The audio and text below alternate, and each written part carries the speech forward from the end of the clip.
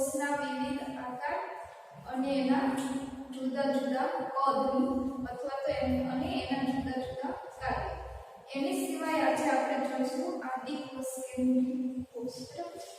તો સૌપ્રથમ આપણે કોષના વિવિધ આકાર અને એના કદ વિશે વાત કરીએ એના પહેલા થોડું આપણે જે લાસ્ટ લેક્ચર છે જોયો તો એનું રિવિઝન કરી લઈએ.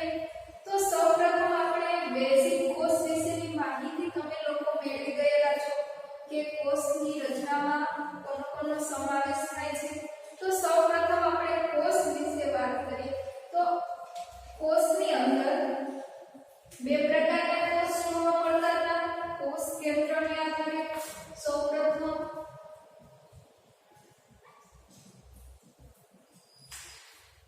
કોષની અંદર ત્રણ વસ્તુ જોવા મળે છે.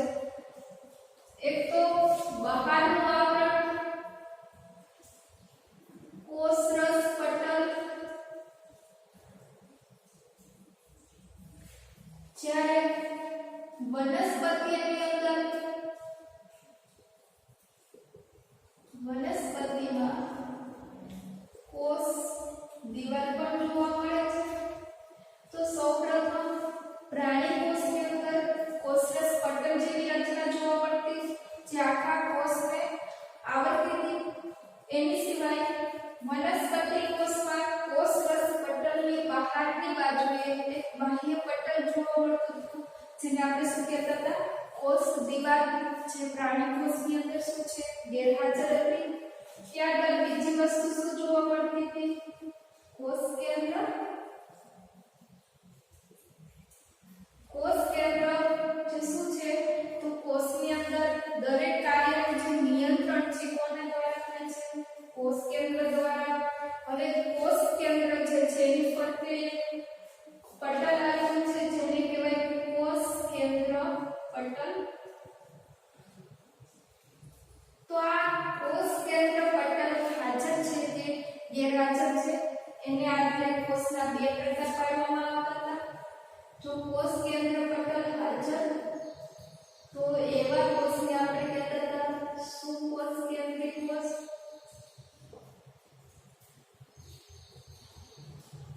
અને જે કોષ કેન્દ્ર પટલ છે એ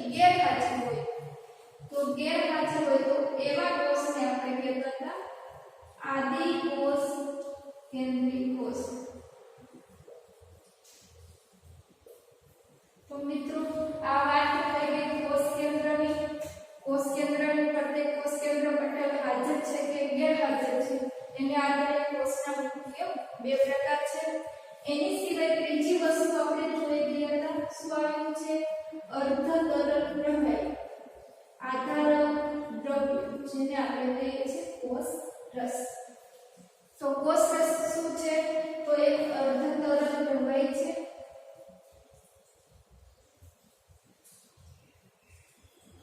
અને બીજું કેવું હોય તો શું છે આધારક દ્રવ્ય.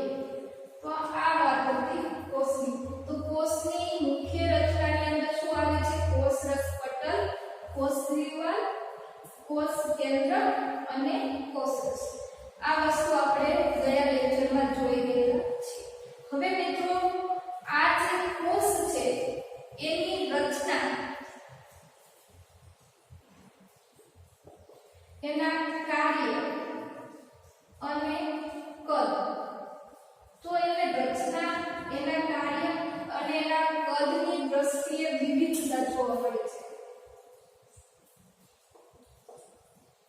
અને કેવા પ્રકારની વિવિધતા જોવા મળે છે એની આપણે થોડી વાત કરી લઈએ. તો સૌપ્રથમ આકૃતિ જોઈએ એના પહેલા હું તમને કહી દઉં કે કોષનું જે કદ છે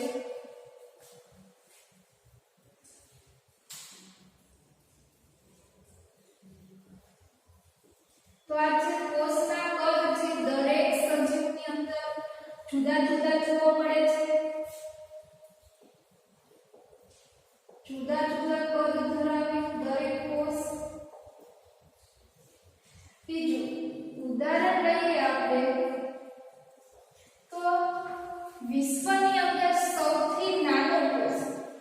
સૌથી નાનો કોષ છે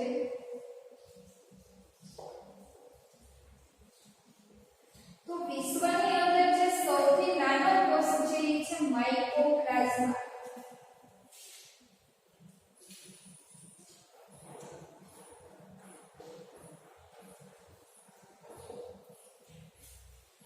માઇકોપ્લાઝ્મા જે કોષ છે એ વિશ્વની અંદર સૌથી નાનો કોષ છે જેની લંબાઈ 0.3 માઇક્રોમીટર જેટલી છે. તો માઇકોપ્લાઝ્મા નામનો જે કોષ છે એ સૌથી નાનો કોષ છે. મિત્રો નીટ માટે પણ આ ક્વેશ્ચન પૂછાય છે.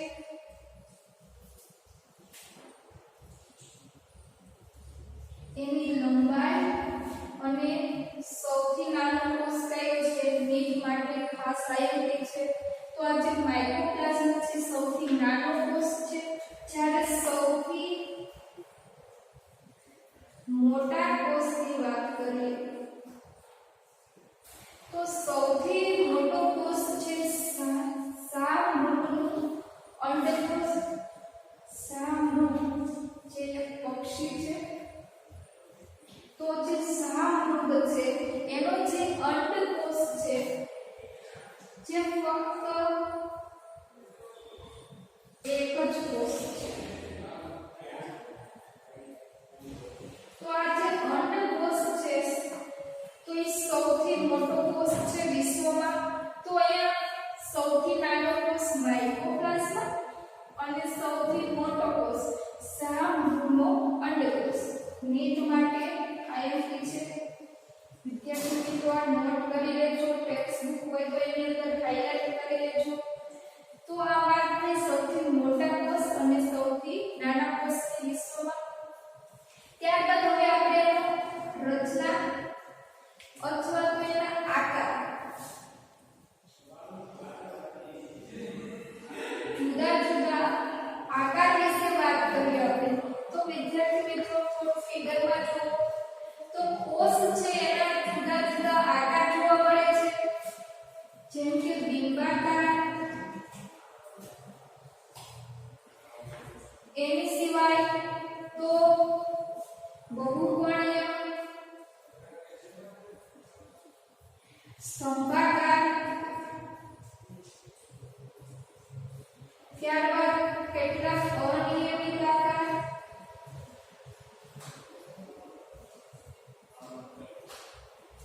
ગોળાકાર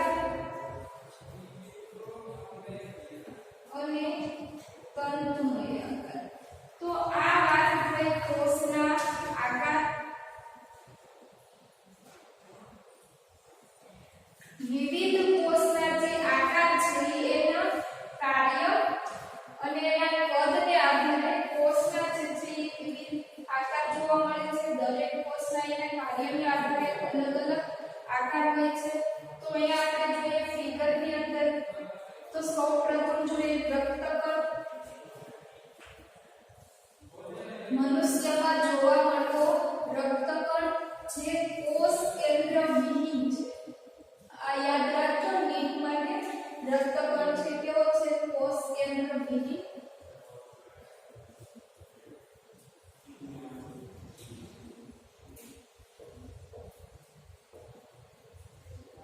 ફક્ત મનુષ્યમાં જ રક્તકણની વાત કરીએ તો જે રક્તકણ છે મતલબ આરબીસી, આ આરબીસી ની લંબાઈ 0.7 માઇક્રોમીટર છે. 7.0 માઇક્રોમીટર. તો રક્તકણની લંબાઈ કેટલી છે 7.0 માઇક્રોમીટર. આકારની વાત કરીએ તો આ રક્તકણ જેનો કોષ છે એનો આકાર છે બિંબાકાર અથવા તો દ્વિઅંતર ગોળાકાર. તો રક્તકણનો આકાર કેવો છે બિંબાકાર અથવા તો દ્વિઅંતર ગોળ. ત્યારબાદ શ્વેતકણ નામના જે કોષ છે એનો આકાર છે બહુકોણીય.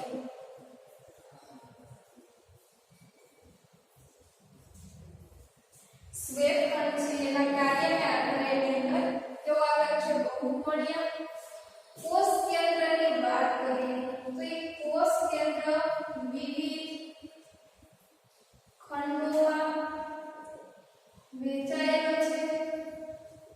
એના સ્વેકળના પ્રકારને આધારે એનું જે કોષ કેન્દ્ર છે પણ વિવિધ 2 કે 4 ખંડોમાં વહેંચાયેલું જોવા મળશે, જે તમે લોકો આગળના ચેપ્ટરમાં જોઈશું.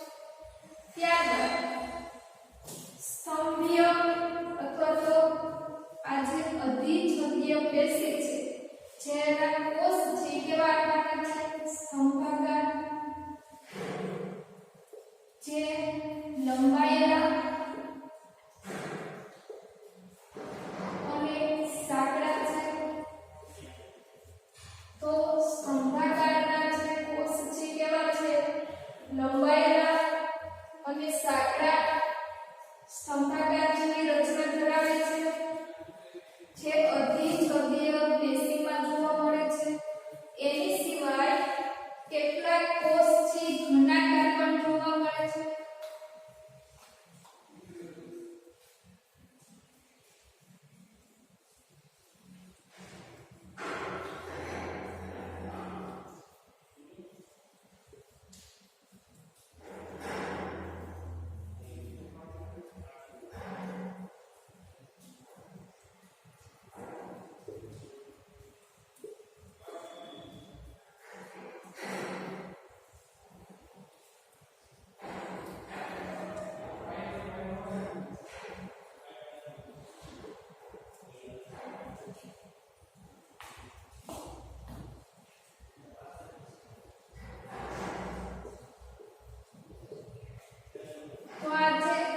ઘનાકાર કોષ પણ જોવા મળે છે, જે કયા પ્રકારની પેશી ધરાવે છે? તો ઘનાકાર અધિછંદીય પેશી.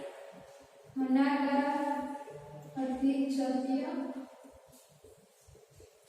પેશી જેનું સ્થાન છે ત્વચા અથવા તો પાછળના રીંગણ છે, દિવાલ છે, એની અંદર આ પ્રકારના કોષ જોવા મળે છે. ઘનાકાર કોષ અને એનું નામ એના આકાર પરથી ઘનાકાર અધિછંદીય પેશી એવું છે.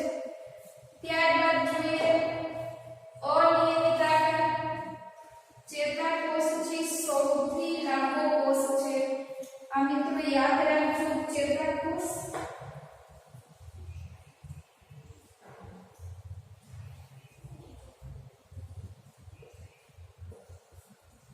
સૌથી લાંબો અને મોટો કોષ. તો સૌથી લાંબો કોષ છે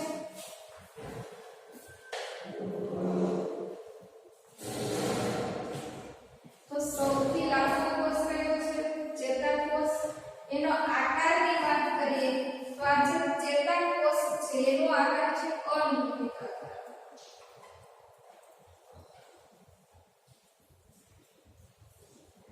કેવા આકારનો છે? અનિયમિત આકારનો. ત્યારબાદ વાત કરીએ તંતુમય કોષ. તો જે જલવાહિની છે, જે વનસ્પતિઓની અંદર જલવાહક પેશી છે, એની અંદર આ જલવાહિનીના કોષ ઘણા બધા કોષ ભેગા મળીને શું કરે છે? જલવાહક પેશીની રચના કરતા હોય છે. તો એની અંદર જલવાહિની, જલવાહક તંતુઓ અને જલવાહક મૃદુતક પેશી, આવી રીતના ટોટલ 4 પ્રકારના કોષ ભેગા મળીને એક જલવાહક પેશીની રચના કરતા હોય છે. તો એની અંદર આપણે જલવાહિનીની રચના ખાલી જોઈએ તો જલવાહિની એ લંબાયેલો તંતુમય કોષ છે. તંતુમય આકારનો કોષ છે. તો અહીંયા જલવાહિની શું છે? લંબાયેલો તંતુમય આકારનો કોષ છે. આવી રીતના જલવાહિની એની સિવાય જલવાહક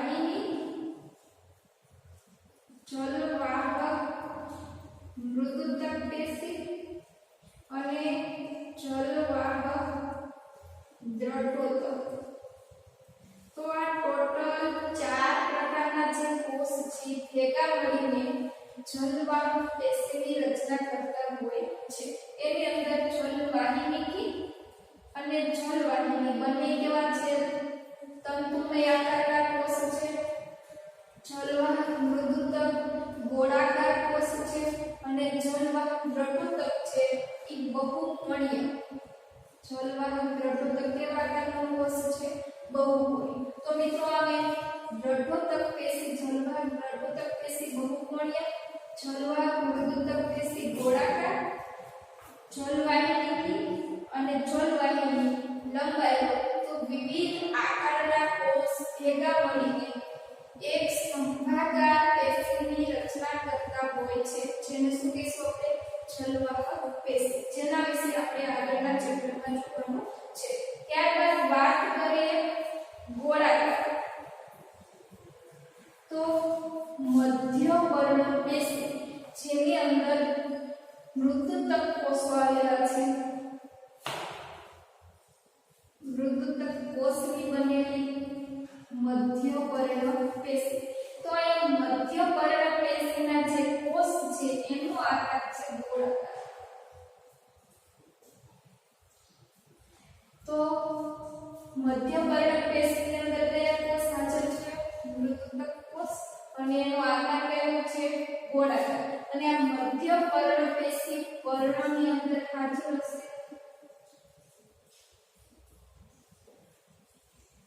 તો મિત્રો આવી રીતના કોષના વિવિધ કાર્યને આધારે એની રચના અથવા તો એના જે આકાર છે એ જુદા જુદા પ્રકારના જોવા મળે છે, જેની અંદર બિંબાકાર, બહુકોણીય, સંભાગાર, અનિયમિત આકાર, ગોળાકાર અને તંતુમય જેવા આકાર જોવા મળે છે. તો આ વાત છે કોષના વિવિધ આકાર અને એના કદ. તો આ જે ક્વેશ્ચન છે મિત્રો 2 કે 3 માર્ક્સમાં તમને લોકોને થિયરીમાં પૂછાય અથવા તો એની સિવાય અમુક જે ઇમ્પોર્ટન્ટ પોઈન્ટ છે, જેમ કે સૌથી નાનો કોષ કયો છે અથવા તો સૌથી મોટો કોષ કયો છે, તો આવા જે ક્વેશ્ચન છે નીટની અંદર પણ પૂછાતા હોય છે. એની સિવાય વિવિધ કોષના જે આકાર છે એના એક્ઝામ્પલ, જેમ કે બિંબાકાર આકારના કોષ કયા છે? રક્તકણ. તંતુમય આકારના કોષ કયા છે? તો કે જલવાહિની. તો આવી રીતના વિવિધ આકાર અને ઉદાહરણ એવી રીતના જોડકા બનાવીને પણ તમને લોકોને એમસીક્યુમાં પૂછી શકે. તો મિત્રો વધારાની જે વસ્તુ છે તમે નોટમાં અથવા તો બુકમાં હાઇલાઇટ કરજો. ત્યારબાદ હવે આપણે જોવાનું છે આદિકોષ કેન્દ્રિત કોષની સૂક્ષ્મ રચનાનો અભ્યાસ કરશું. તો ચલો મિત્રો જોઈએ આદિકોષ